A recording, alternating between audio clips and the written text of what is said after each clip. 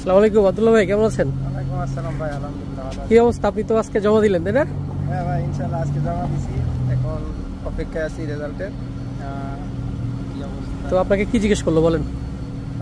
কিছু জিজ্ঞেস করা বলতে গেলে নর্মালি কিছু বেসিক্যালি প্রশ্ন করছে।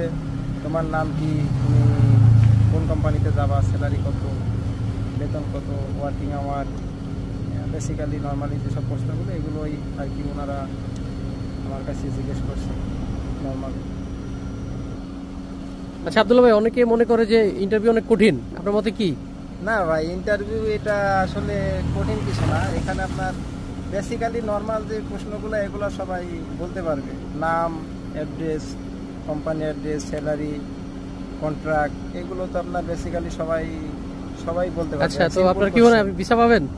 ইনশাআল্লাহ ভাই, আমার কনফিডেন্স আছে আমি ভিসা পাবো। আচ্ছা, ইনশাআল্লাহ সবাই দোয়া করে রাখবেন।